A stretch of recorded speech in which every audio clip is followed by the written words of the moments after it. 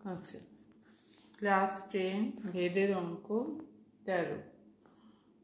চোঙের আয়তন ভূমির ব্যাসার্ধের দৈর্ঘ্যের বর্গের এবং উচ্চতার সঙ্গে যৌগিক ভেদে আছে। দুটো চোঙের ব্যাসার্ধের দৈর্ঘ্যের অনুপাত হচ্ছে 2:3, তাদের উচ্চতার অনুপাত 5:4 হলে ওদের আয়তনের অনুপাত নির্ণয় করো। তাহলে কি দেওয়া আছে? আয়তনটা ব্যাসার্ধের দৈর্ঘ্যের বর্গ, ব্যাসার্ধ আর ধরলে r², উচ্চতা h ধরলে r² এর সঙ্গে যৌগিক ভেদে আছে। তাহলে প্রথমে আমি ধরে নেব যে আয়তন সমান চোঙের আয়তন v, এটা ব্যাসার্ধ r² এর সঙ্গে ভেদে থাকবে। তাই v সমান হচ্ছে k r²h। এবার ব্যাসার্ধের দৈর্ঘ্যের অনুপাত মানে r1:r2 হচ্ছে 2:3। তাহলে r1:2, দুটো চোঙ তার আয়তনের এই দৈর্ঘ্যের অনুপাত, ব্যাসার্ধের দৈর্ঘ্যের অনুপাত 2:3।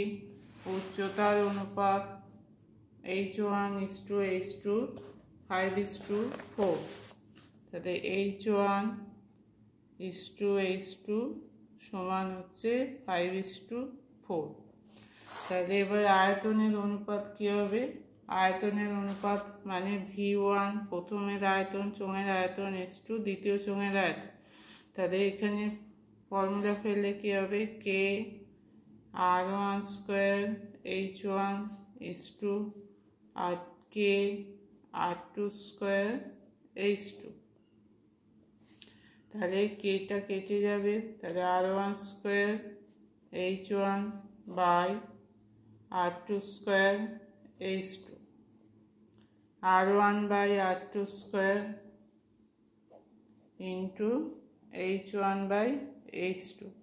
r1 বাই r2 অনুপাত কি? 2:3। তাহলে 2/10²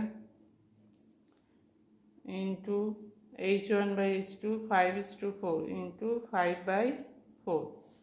তাহলে 2² হচ্ছে 4, 3² 9 ইন্টু 5/4। তাহলে 5, 4, 4 কেটে যাবে। তাহলে হবে কত? 5/9। তাহলে আয়তনের অনুপাত সমান হচ্ছে 5:9।